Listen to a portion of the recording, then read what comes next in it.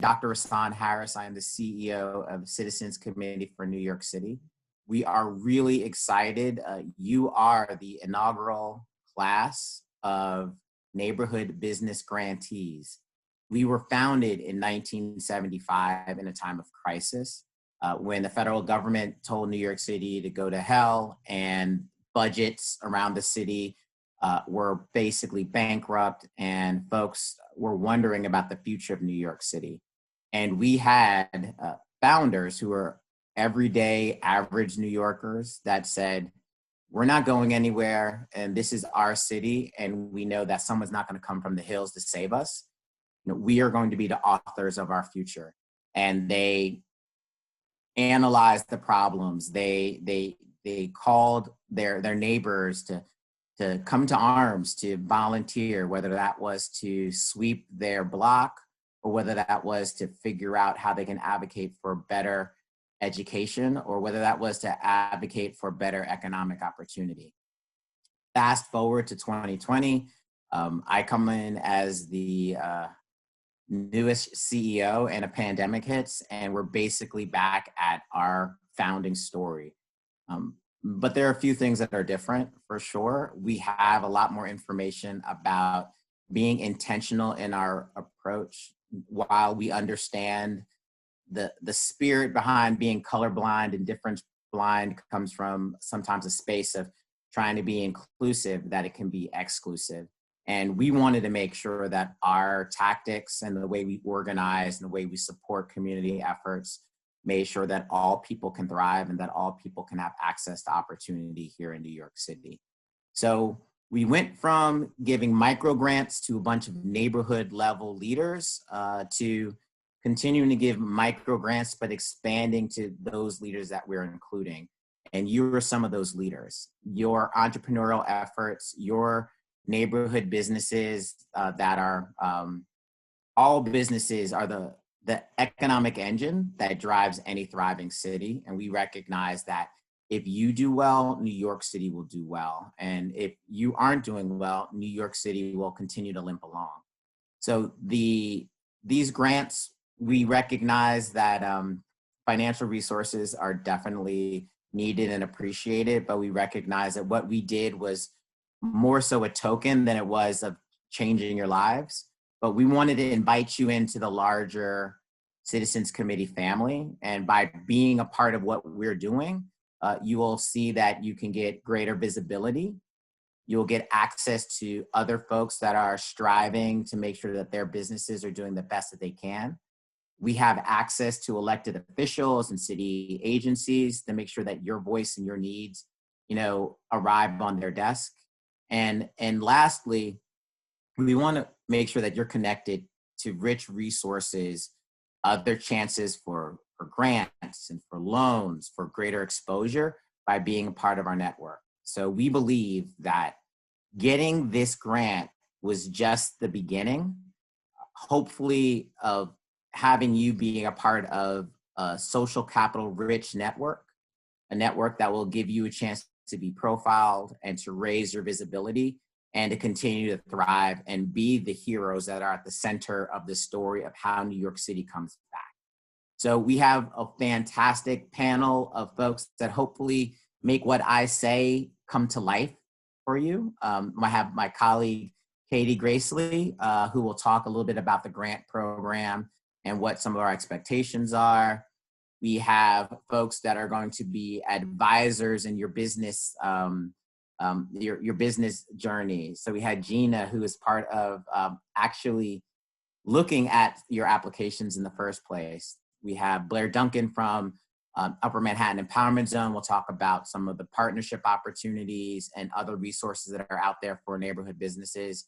And we have Greg Bishop, who was part of the city's small business agency, talk about some of the resources that are available on that platform. And lastly, but not least, and I'm not saying in an order of appearance, but we have Paige Travis, who is part of our communications team that will really talk about making sure that you maximize the visibility that you get from being a part of our partnership. So if you remember nothing else, we want to make sure that you're visible. We want to make sure you're connected. We want to make sure you get access to more resources. And we want you to be a part of our network because you see it as valuable, because we recognize that you don't have a lot of extra spare time. And we really want to be respectful of all your efforts. And we want you to thrive because as you succeed, New York City succeeds. So thank you so much. And I want to pass it off to Katie. Awesome. Thank you so much, Rasan, really for that overview and really anchoring us and where we want this discussion to go. You know, with right now, we're really looking to connect our grantee partners together, really welcoming you into the Citizens Committee family, because we see you all now as partners for life. So even if you aren't part of a grant cycle, please reach out to us, please ask questions. And if we can't give you a resource through us, we will find a way to connect you to someone that can support you. So definitely see us as a resource and share what you're doing so that we can increase your visibility as well. But just so you all know who I am, I know I emailed with a lot of you. So this is really exciting to see a few people, see some familiar names, which is great. And we have an interesting mix of people in the room. We were able to give 50 grants out to small businesses. Some was through our West Side Small Business Grant Program. So some of you have been a part of the family since the summer, but some of you got a neighborhood business grant, which is when we expanded this grant program to all 5 boroughs in New York City. So some of you are very new, recent grantee partners, which we're excited to have you here. So before we dive into some of the information, something I wanted to talk about is just some of our grant expectations. So really what I'll do is I'll email you all of the nitty gritty after this because I don't want to bore you with some of the final reporting that we need. But I just want to kind of highlight that with our final report, we're not trying to burden you with any metrics and things like that. What we really want and what we're really looking for are the stories that you have, successes that you had, even struggles that you had, so that we know how to better support small businesses in the future. But also any photos that you might have, any videos that you might have that you'd like to share, because we'll continue to post that on our social media, share, put that in press, which my colleague Paige will talk about more very soon. But if, again, for our neighborhood business grantees, the new people in our network, I will email you some of the nitty-gritty with those final reporting requirements. It will be an online link. So of course, if you need any help through that, I'm happy to do that. So for the kind of next part of our discussion and networking event, we'll have our special guests kind of talk more about some of the resources that they can offer and how they can support you or point you to resources. So as Rasan kind of highlighted, we're really going to focus on how we can amplify your business, also discussing other funding opportunities for your small businesses, and how small businesses can get support from city agencies. So local elected officials, how you can really understand how to navigate some of these resources. And then also ways that small businesses can adapt during this time and strategize new ideas. So during the panel, I'm happy to take questions in the chat. So again, if you could keep yourself on mute and just put your question in the chat, and then I will bring that and kind of highlight that with each panelist. But then we'll also open it up in the end for questions. And then we'll do some breakout rooms just so you all can get to know each other, kind of share some resources that might have been valuable to you, but also kind of how you are coping right now during the pandemic, and any resources that you might need. So to kick us off, I'm excited to introduce my colleague, Paige Travis. So before Paige joined us at Citizens Committee, she was actually working in Washington, D.C., working alongside Washington's leading communication strategists, and helped launch a host of issue advocacy campaigns, including 51 for 51 DC Statehood Coalition and the grand opening of the National Museum of African American History and Culture. as well as Protect the Investigation and Southern Black Women and Girls Consortium. So Paige was also heavily involved during the 2020 presidential election, serving as an ad writer for the Biden-Harris campaign and serving as the senior communications manager during the 2018 midterm elections with Color of Change. So she managed media outreach for the Obama administration's rollout of the Affordable Care Act with the PR firm Weber Shandwick, and she started her career working for NBC News. So she graduated from journalism school at the University of Missouri and is originally from Chicago, which we have that connection. I also grew up right outside Chicago, so excited to have another Chicagoan on board and supporting New York City. But Paige, really great to have you and your expertise and your resources and really highlighting how our organization can amplify these small business grantees. So I was just wondering if you can kind of provide an overview of how our grantee partners can use our network to amplify the visibility of their businesses, especially heading into the holiday season and Small Business Saturday. Definitely. Thank you so much for that, Katie. And welcome everyone to CitizensNYC Network. We're excited to have you here. We're excited that you're a part of our family, as Katie and Rasan, they were both saying earlier, so welcome. But we want to make it easy for you to amplify your business and share your story.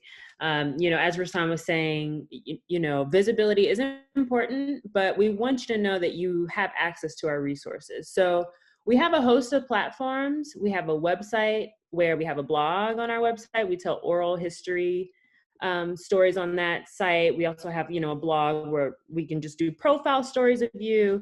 We're launching a podcast actually next month in December. And we have a Citizens NYC live series, which you might have seen on Facebook or YouTube by now. But we just launched it once the pandemic really kept us at home. Once we realized the pandemic was keeping us at home, we wanted to keep conversations going and stay connected with our network. So we have, you know, a series is focused on neighborhood chats, which is, you know, one-on-one talking about organizing and the importance of neighborhood businesses and the importance of being a part of, you know, your neighborhood community. We've got a health and wellness edition, Rethink and Rebuild, really just thinking about, you know, the spirit of New York and strategizing around what we want to do as we rebuild. Arts and culture, talking about, you know, what to do with your money. There's workshops such as this one that you're on today. So we want you to feel empowered and really understand that, you know, you can really maximize your hits by partnering with us, you know, telling your story, letting us know what you have going on. All you have to do is just share a photo with us and give us, you know, a few updates, and we can get on a call with you and brainstorm and kind of think about how we can help elevate your particular issue, or, you know, whatever is fun or interesting, that even if you don't know if it's like something that press will love, you know, we would love to help amplify what you have going on. So let's talk about it, and we can find the right platform for it. We also have a newsletter, for example, and as Katie was mentioning, social media platforms. So Instagram, Twitter, Facebook, we're on all of the platforms.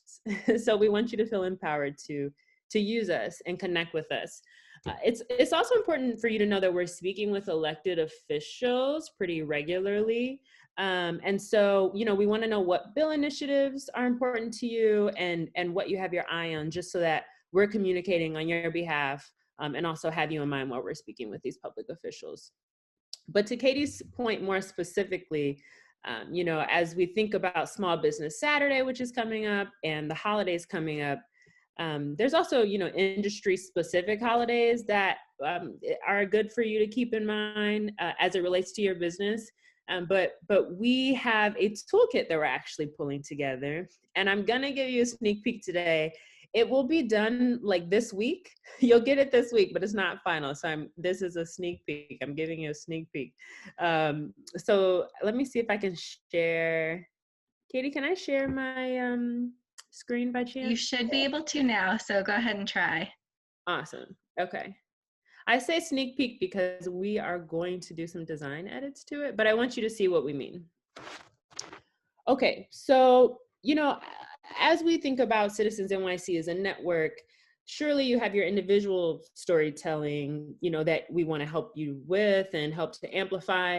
But storytelling is often an art and a science. So as we're discussing, you know, our partnership with you, you know, we encourage you to help spread the word about your involvement with Citizens NYC and what it means to be a part of this village of community leaders. Like, you know, obviously you're new to this journey, but as you'll see, and as you continue to be connected to Citizens NYC, we want you to use, you know, this framework, which is just a few talking points, a few top line messages to help elevate what we're doing as a community.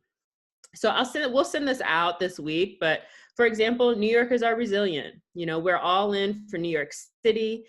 We have some points here that just talk about the importance of grassroots organizations and small businesses, and you all are really doing the work of the people here in New York City as small businesses. So we just want to give you some talking points as a guide as you speak to folks in the press, but also for collateral material. So this is just really, again, a resource for you all. We have some platforms and handles at the bottom for you to take a look at. This is just the handle for our Facebook page, Instagram, Twitter, YouTube. And then we have hashtags that we use regularly. And I just want you to take a close look at the hashtags that support our network. So this is an overview of the different industries that we support. So entrepreneurship, economic justice. So feel free to, you know, pull from these tables based on what applies to you and your business. Again, we'll be sending this around hopefully tomorrow, if not before Thanksgiving. And again, we want you guys to feel comfortable reaching out to us so that we can brainstorm together. Now, just so you know, we are launching, those are my notes. Just so you know, we are launching a campaign actually at the beginning of December as well. That's really just encouraging people to rebuild our city. We're using the hashtag All In for New York City, All In for NYC. And so it's possible that you may have seen this hashtag already on Instagram, or you may have seen the hashtag on our Facebook page. And the purpose of that is really just to have folks, you know, in New York just share what they're doing, you know, whether it's picking up trash or keeping the small business going, or you know, for essential workers that are really at the front lines. We want to see, and we encourage you to share those stories. So we have a contest going on, and we'll be giving out $500 by December 15th, I think is the date we'll announce those winners. But we look forward to you sharing your stories, and I'll be sure to share my personal contact information, like my cell phone, as well as, you know, you'll have our work email. If you have any questions or any ideas, happy to brainstorm with you. And again, we're so happy that you're part of the network. So welcome. Thank you so much, Paige, for that overview. And we'll definitely share Paige's contact information in our follow-up email as well, along with that media toolkit. But really glad you highlighted that contest that we have, and hopefully this media toolkit will be helpful for that $500 for you and for your group if you win. So thank you, Paige. And I didn't see any questions in the chat. Of course, feel free to continue to put any questions you might have. We'll have time to ask questions at the end. But for now, I'm going to go to our next panelist, Blair Duncan. So we're really excited to have Blair. He is the president and CEO of the Upper Manhattan Empowerment Zone Development Corporation, also called UMEZ, which is a federal initiative to revitalize urban communities. Mr. Duncan began at UMEZ in 2003 as the general counsel, and he has increased his levels of responsibility managing the operations of the organization and structuring transformative commercial and mixed-use developments in Upper Manhattan. So Mr. Duncan plays a key role in providing capital access to neighborhood small businesses and designing grants for cultural institutions in the area. So main thing, funding, support, which is very exciting. So Blair, I'd love for you to kind of provide an overview of the Upper Manhattan Empowerment Zone and how it supports small businesses in New York City. Thank you, Katie. And before I start, I just have to say that I'm pleased that we have two Midwesterners, both Katie And Paige, I grew up in Detroit, and you know, the two things you know about Detroit are that they make cars and produce great music. Since any people have been following the election certifications in Michigan, know one other thing about Detroit, and that is that it is in Wayne County. So that was something that no one ever really paid attention to outside of Michigan until now. So, you know, I'm happy to be part of this and with my Midwestern peers as well. UMES has been operating for 25 years now. It was originally a 10-year designation period.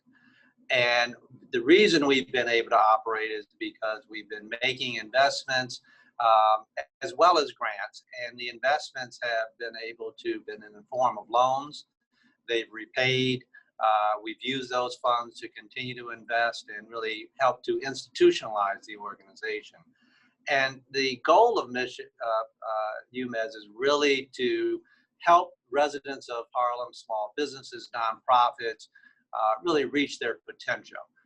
And we do that in a few different ways. We make loans to small businesses.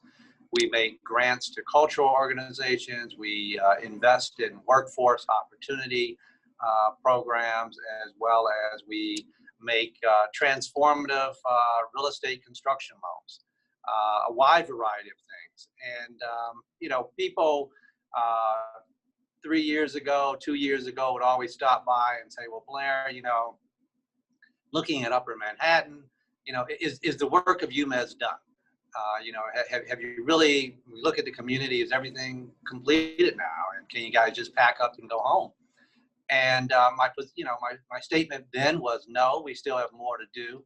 And that's even more reinforced today, is that, you know, it's important to have the institution here to really be able to help small businesses, to help nonprofits, and really the residents here, many of whom have been hit extremely hard by COVID and the results of the pandemic. And that's really reverberated through the small businesses and cultural organizations as well.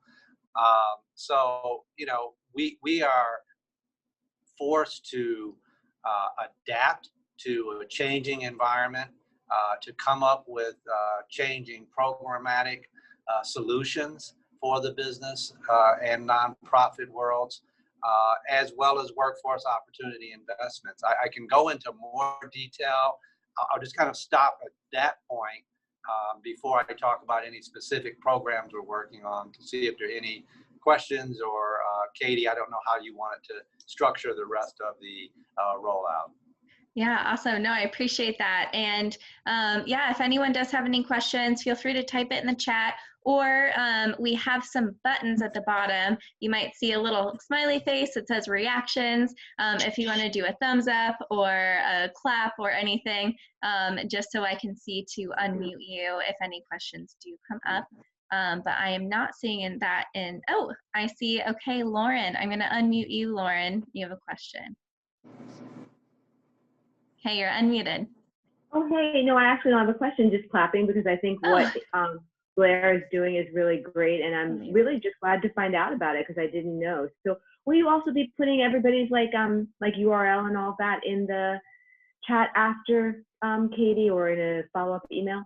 Yeah, that's a great question, Lauren. I'll definitely, with these resources, I will share in a follow-up email.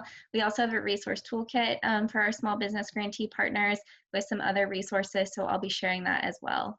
So thank you so much for asking that. Thank you so much. Yeah.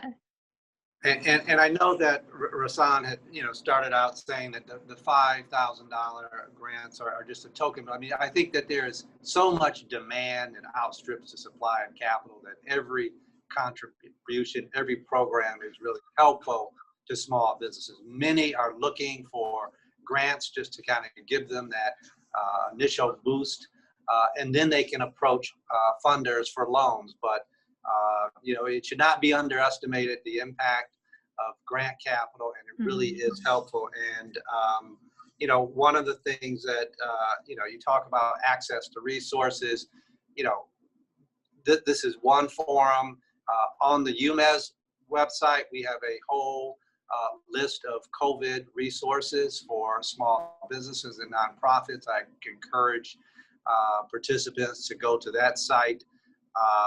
You know, we worked closely during the initial stages of the pandemic to work with small businesses for the Paycheck Protection Program loans. I mean, one of the things we found is that just like the individuals who were in the community, it was slow to get the information about what's happening in the pandemic, slow to get people to wear a mask, slow to get people to social distance. Well, the same thing you saw with small businesses and nonprofits, in that the first round of PPP loans were all exhausted before anybody really knew, well, what's this program? Who do I go to? How do I apply? So we're not an SBA lender, but we do partner with small business lenders through some of the community banks here.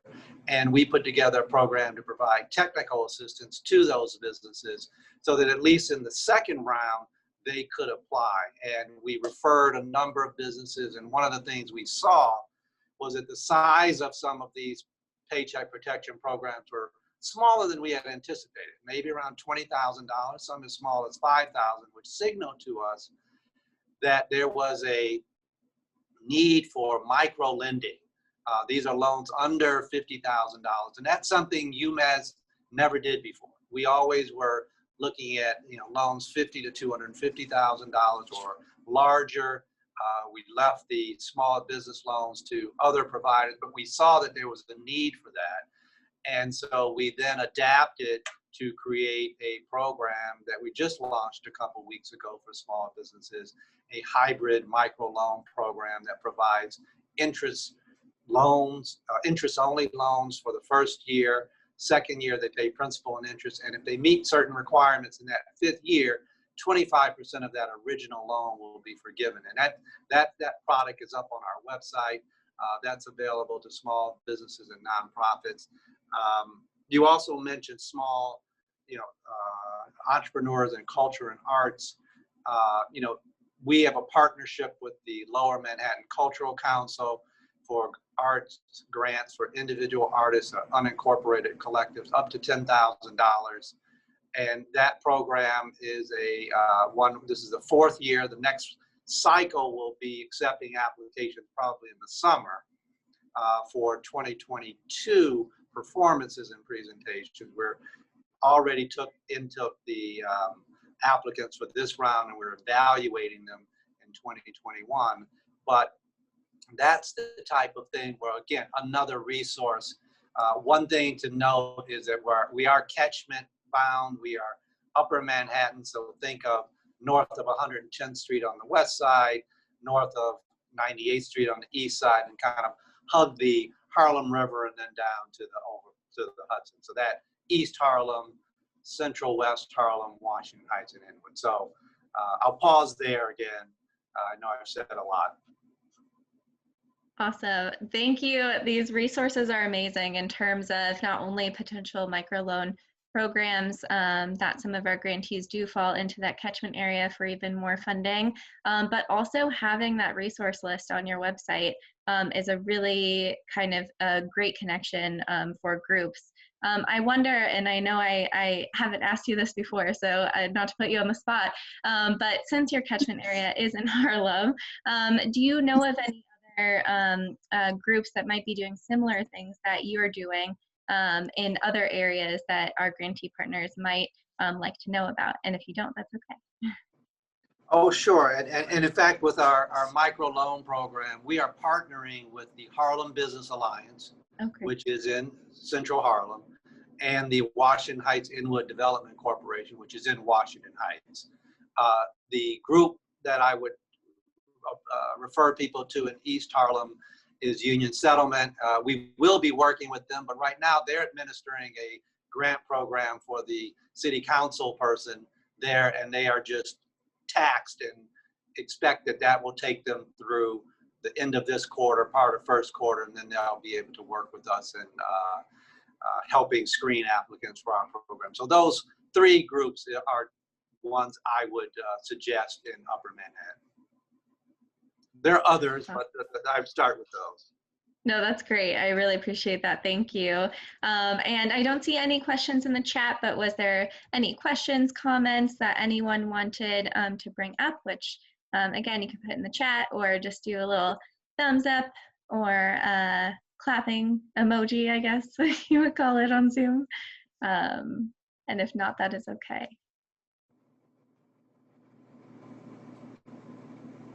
Awesome. So Leslie asked, is there anything like this in Brooklyn?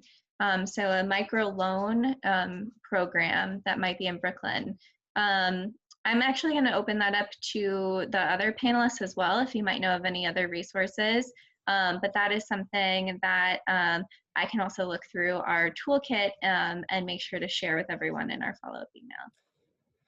Yeah, and sorry, Gina, I don't know if maybe this might be a good time for me to just jump in and talk about the resources that SBS, my former agency, has for small businesses and some of the things that we do to help businesses across the city.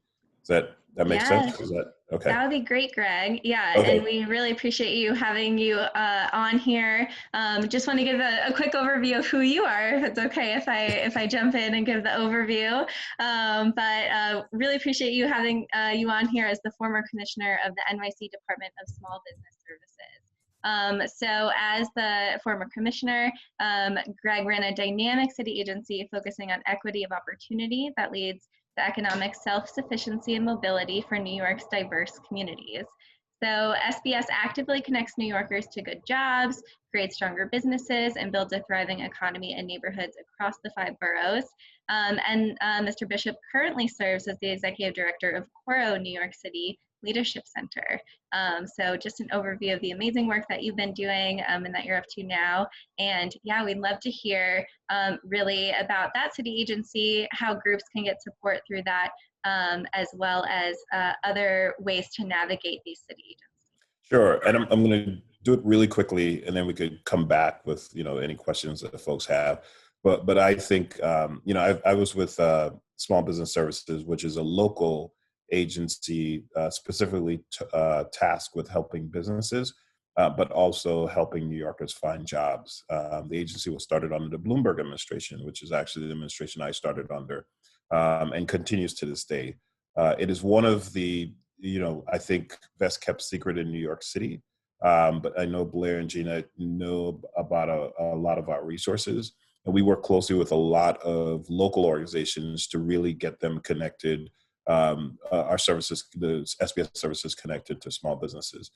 So in terms of where we are with COVID, SBS is in a very difficult position. I will, as the former commissioner and now no longer responsible for speaking for the administration, as a private citizen, the agency is responsible for helping small businesses, but the agency, because of COVID, does not have the authority to make decisions. They can only react to decisions that are either made by the health department, by the mayor, et cetera. So in terms of what they can do is the agency has a huge network of lenders, financial institutions that you may not even know about. I just dropped a PDF in the chat box that the agency created recently to talk about all the different resources that's out there. But everything from working with UMES to all the different organizations across the city, there are groups in Brooklyn, et cetera, where they do microloans, they do 0% interest loans, they do affordable capital. I notice I didn't say cheap capital, but affordable capital to help small businesses through the NYC Business Solution Centers. So a lot of business owners spend a number of time to actually try to find the right set of resources in terms of capital, and SBS has already done the homework. They know the type of profile that their partners are looking for. So when you go to SBS and a financial account manager sits with you, they then build a profile, and then they can tell you that these 3 or 4 entities we think you'll be successful with, and they actually help you provide one-on-one assistance to actually help you apply. There are other things that SBS is doing right now. As guidance shifts between what you can and cannot do, they get information from the different agency and try to their best of their ability. And I will say the best of their ability, because sometimes it's a moving target, to explain that information to you as a business owner.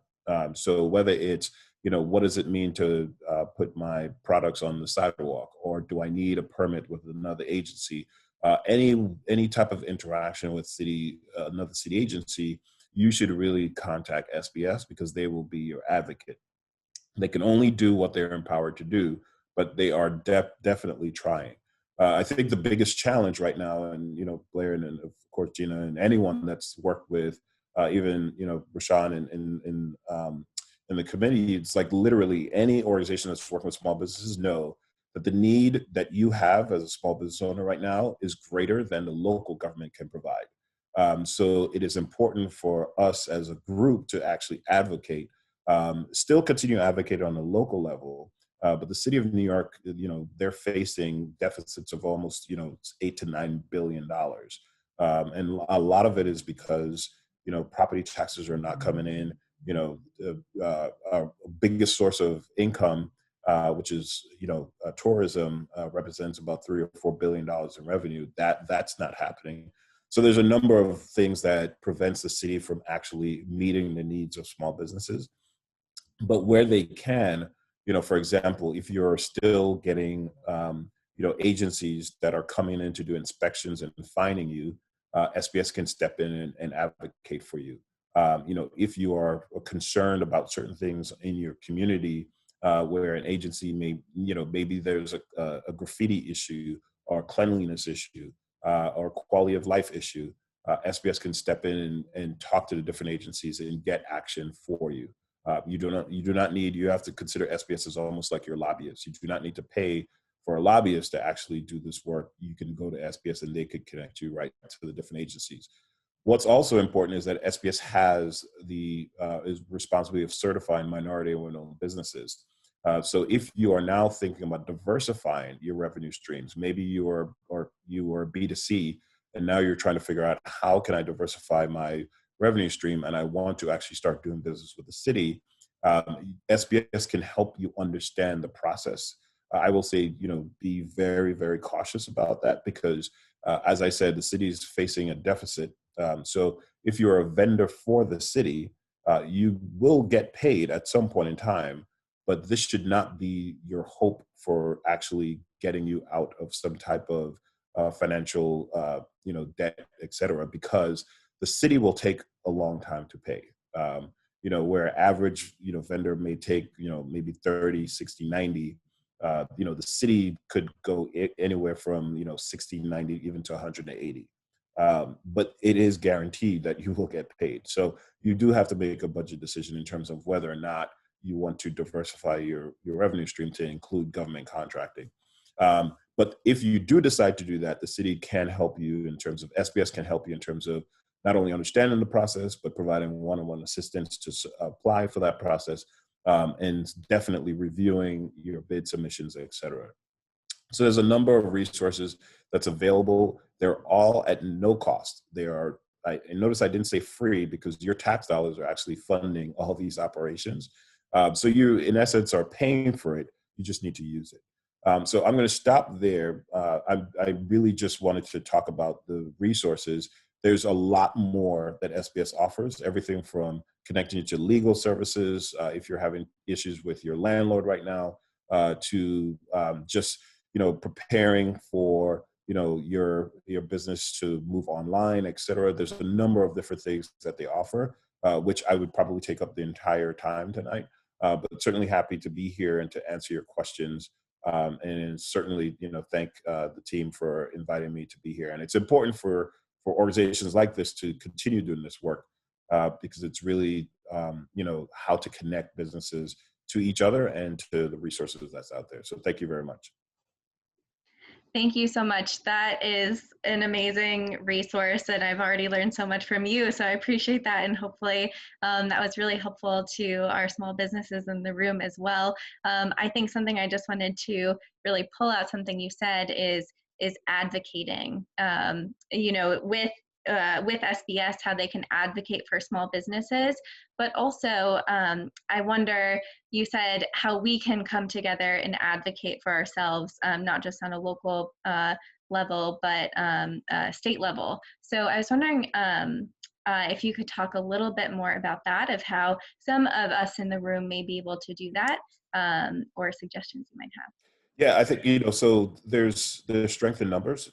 So it's good to even convene your grantees, because now that is a block, right?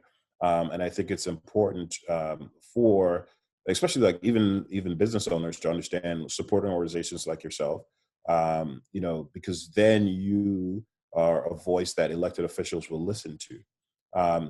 And all politics is local. And Blair knows this. Blair's organization, you have to deal with like the local officials, you have to deal with the state officials. He has even to deal with the federal officials. So it's important for business owners, civics 101. It's literally, not only do you have to think about running your business, but you also have to think about how to become civically engaged. That's one of the work that we do at Coro. And becoming civically engaged means, helping organizations like yourself understand what are some of your challenges. Then you guys will then talk to elected officials to talk about those challenges. And in many cases, when you continue, that drumbeat, that changes policy. It is important for you to know who your elected officials are, to know your local elected officials, who are your council members in your area. They should know who you are. It's important for you to know your state officials, who are they? And it's important for you to know your federal officials. Right now, the reason why we are in the situation we're in is because Congress has failed to enact a second stimulus. Every one of your federal officials should know the impact that it's having on your business. Because the more they know, the more they can tell these stories in Congress. And it's the same thing on the local level. The mayor is making decisions, but I will tell you, as a commissioner, I responded to the squeakiest wheel. So if I had an organization that was constantly coming to me about challenges, that's what I would focus on. So, for example, I've had organizations that represent, for example, dry cleaners. The state has a rule that in December they have to change their some equipment or whatever. And those organizations have been advocating for months now about delaying those rules. So simple things like that is why it's important to organize. It's important to be part of a collective, and it's important to have your policy, ideas and move that agenda forward. We would not be here, and this is the last thing, we would not be here in terms of, for example, the MWB program. Agencies now have full discretion up to $500,000. When I started in the Bloomberg administration, it was only $20,000. And the reason why that changed, and that's a substantial number that has changed, was because of the advocacy of not only minority-owned businesses individually, but collectively working with the administration, working with advocates, and also going up to Albany and talking to elected officials. So unfortunately, as business owners, you not only have to run your business, but you also have to participate in civics. So. Thank you so much. And I think that's kind of a great point, is like, help us help you. That's a huge part of sharing your stories, and also just continuing to talk to us, telling us what you're going through, telling us what you need, because one, that will help us better support you as a grantee partner, but also continuing to bring in our other partners that are here on this panel, so that we can share what's happening, but also tell local elected officials as well, so that we can be an advocate partner too. So Greg, I don't see any questions for you in the chat, but I do see an appreciation from Melissa. They just said they've been working on becoming certified WBE owned business, and they were quite intimidated by the process. So this is a really good resource to know. So yeah, don't be. I will tell you the Mwb certification process simply asks a couple questions. Who are you? What are you? And what can you do? Right? Now, it sounds simple, but there's all the documentation to prove, like, who are you? you know, what are you in terms of you going concern, and what do you do in terms of like literally the products that you sell. You do not have to do it on your own. And most importantly, and this is the most important thing, do not pay anyone to do this for you. You have free resources. At any NYC Business Solutions Center, a staff member will literally sit down with you and walk you through the entire process to apply, and even help you with the application process. And we have partners out there as well. So just go to SBS's website, and you can fill out a form, and someone will get in touch with you and help you start that process. All for free. Amazing. Thank you so much. And I know we only have so much more time all together, but I want to make sure we have some time for Gina to speak, our last but not least panelist. So Gina Ramcharan, and I'm so sorry, I don't actually know if that is how you say your last name. I apologize. Okay. So she actually founded Idea Manufacturer in 2013. Knowing that the small business community could benefit from the strategic influence she provided in the luxury brand arena. So as a thought leader, she partners with clients to develop new ideas and strategies that breathe life into their businesses while forecasting potential obstacles to avoid or eliminate. So basically, she is the Marie Kondo of business consulting, but cooler. So she's worked with clients in the personal services, retail, e-commerce, hair care, nonprofit, construction, consumer goods, and food beverage industries, and has loved every minute of it. So really happy to have you here, Gina. Something we mentioned earlier, Gina not only is a great resource, but she was also a review partner through the process for our grant application. So she also helped pull out some really great grantees, and is the reason why a lot of you are in this room right now. So Gina, thank you so much. And we'd love for you to kind of cover how businesses right now can kind of adapt during COVID, and potentially cover some common hardships that you're seeing that businesses are facing right now, and how businesses are addressing those hardships. Well, COVID-19, unlike other things that we've ever seen hit the economy or the small business landscape, you know, you can watch the market and know that there may be an economic downturn, but COVID-19 hit the business community like a tsunami. There was no time to prepare. There was no time to immediately assess what's next. It just laid a foundation of just unprecedented uncertainty. You know, one of the symptoms of entrepreneurship is operating within a silo, having a silo mentality, and immediately owners were forced to grasp kind of the Cliff Notes version of the long tail of the business ecosystem. And an example of that is a contractor had a multi-store project, but his tiles were from Spain were stuck on a barge in California. So he's thinking, that's not going to affect me. This was before construction was shut down. But with COVID-19, no one was allowed to access or go on the barges to unload them. So just understanding the overall long tail effects, I think we're all still trying to grasp. You know, as a result, the small business community was saddled with mandatory business closings, lower sales, and partnered with price increases due to overburdened supply chain, unexpected cost, retrofitting their environments, having to invest in a lot of PPE for themselves, for their employees, and then the worst of all, consumer fear and apprehension. And then all of that, again, layered with very necessary restrictions, but restrictions nonetheless. But it's one of those times when it's time to sit back and reflect as a small business owner and think about how you can intersect with the demands of the new normal.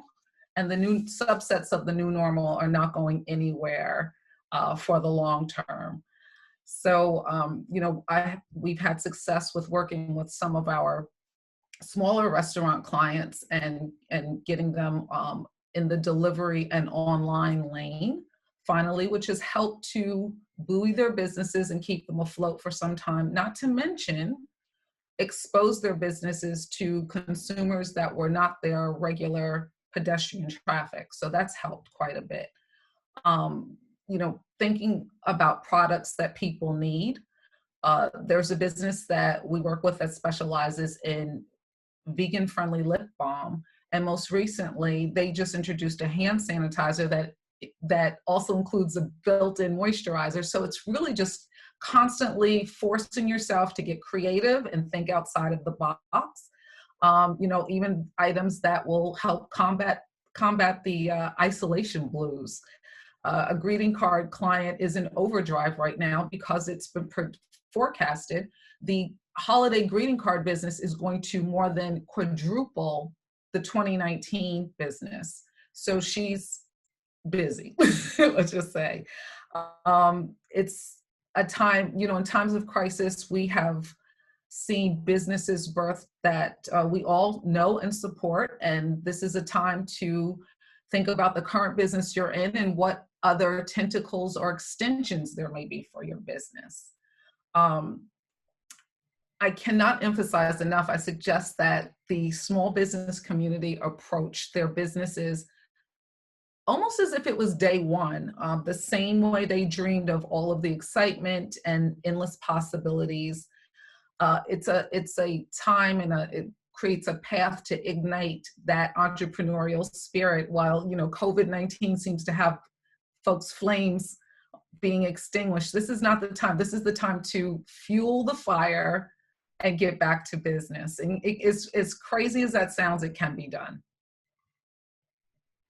Awesome. Thank you so much, Gina, for sharing that. And, you know, as you're sharing ideas about adaptations and also hardships, a lot of that was echoed in your applications and the things that you all were going through. So a lot of those sound familiar because it's adaptations you're trying to make.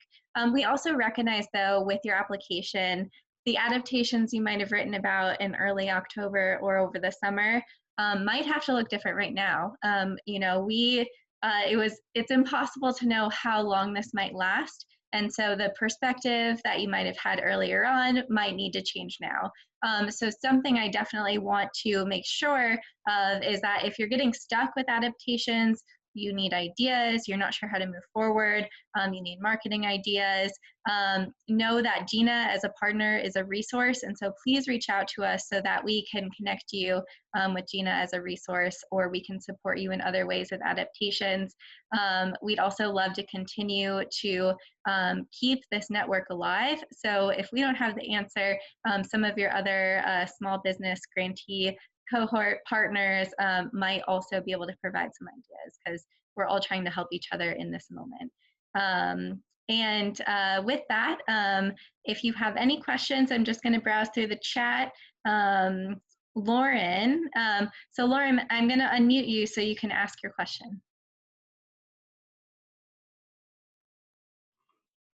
Okay, so, well, I didn't have to actually ask it. I didn't mind just putting it in the chat. But just as I'm listening, and I'm wondering, I guess maybe we'll find this out later, but I'm wondering if you guys know what the breakdown is in our wonderful, like, kind of newfound community here. What the breakdown is between, like, those of us who are in, and I'm hoping I'm using the, like, you know, terms properly, like they would use for, like, MWBE categories or whatever, but, you know, retail versus, what would we call this, professional services or something. Because I feel our needs, while there is some overlap, some of it is dramatically different. And I feel that a lot of times when these conversations take place, it's geared more to the retail small business owner. And, you know, I can only imagine what it's like to have a physical space now where you have just so many different demands. And that must be very challenging. In addition, I think those of us on the professional services side have our own set of challenges, and a lot of times it would be so helpful to maybe hear some either suggestions around that, or if there is going to be any type of, I don't know, any type of programming or something where those of us offering different types of digital services or whatever are going to maybe be able to have some virtual meet and greets or whatever with larger target corporations that we are looking at. Some of us are looking at being able to expand education or things like that? What are resources in that area, right? So just kind of throwing that out there, because I don't think that there's this kind of, at least in my perception, this kind of idea of like one size fits all with small businesses, and it's simply not the case. So I don't know, I could be totally out of line here, and I'm like only like one of two who are, quote unquote professional services and have that NAICS code or whatever, marketing and these types of things. But if I'm not, I'd like to speak on behalf of all of us who would love, either different ideas around that, or to know that we can approach you in those ways and more, because it's not just about figuring out how to, put plexiglass in between different tables for some of us, and it is still just as challenging. So just kind of wanted to put that out there. But I think this whole thing is just amazing, and I just feel so blessed that, I've been able to find out about you guys thanks to the comptroller's office, right? So really, thank you. Lauren, thank you so much for that question. And I will find that data for you because we have it in terms of the breakdown, but you're in good company. We actually have a lot of the groups that are here aren't necessarily in retail. They are in either social services. We have some nonprofits in the room as well. So it's not like they're providing a necessary even service, right? It's figuring out how do you continue to build networks and support people even virtually. So I think that's a really great question. That could be an entire meeting on its own, I think. But Gina, do you have anything that you want to say for that too? No, I'm going to definitely second everything that you just said. And Lauren, I am right there with you. To Katie's point, when we reviewed a lot of the support for a lot of the grantees in your lane, was how do you pivot? How do you move your, how do you get new clients without being able to go face to face or being in your normal atmospheres to be able to network? So we understand your pain and would love to talk to you more. I think that's also a great segue. I recognize it's 6, so if anyone needs to hop off, we completely understand. But we're gonna take the next 5 minutes just to do some breakout rooms so you all can connect with each other a little bit more. Sorry, I'm losing my voice. This is dry. I'm in Chicago right now, so this is very dry weather right now. So I'm going to put you all into breakout rooms so you can connect, and then we will definitely continue to keep you updated about future opportunities for us to all get together, because there are some people that couldn't make it tonight as well. So I'll give you all about 5 minutes for the breakout rooms if you want to stay, but also want to say thank you so much to our panelists, all of the amazing information. We really appreciate your partnership and being here to support our business partners as well. I know some people are hopping off, but so we may not even do a breakout room. We just may ask everyone to unmute themselves at this point, but we'll also follow up with some information in an email to give you along with this recording. Thanks for inviting me. I just want to say to Lauren's point, also connect with SBS, because SBS has a lot of connections with the private sector, everything from Accenture to Goldman Sachs, et cetera. They do courses on like how to do business with the corporate sector, which I think would be vitally important to your request. So take a look there as well.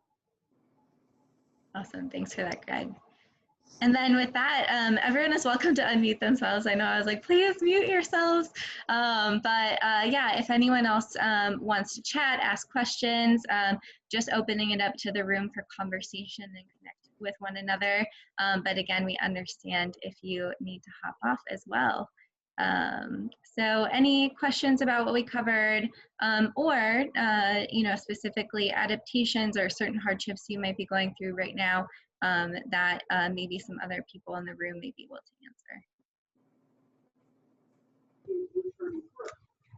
If I may, I'd just like to say I'm very impressed with the panel of the professionalism on this group. I had no idea who Citizen New York was, but in speaking and listening to each one of you, I'm greatly appreciative that you are there, and very, very impressed with all of the caliber and quality of the professionalism that this organization has. So thank you. Amazing. We appreciate that. And welcome to the network. We're really glad to have you as part of the family now. Thank you. Awesome. I know a few other people had to hop off, so I think with that, we can end here. As always, feel free to email us if you have any questions. I'll send a follow-up email as well. This will be from the business grants at citizensnyc.org, which I will post in the everyone. So feel free to email us at that email address. But again, thank you all for your time. Thank you so much to everyone on the panel that took your time this evening, right before the holidays as well. And happy almost Thanksgiving to everyone. Same to you. Thank you. Thanks to the other panelists. Thank you, guys. Thank you so much. Bye, you all. Have a great night. Bye-bye. Thank you. Happy Thanksgiving. Thank you, you too.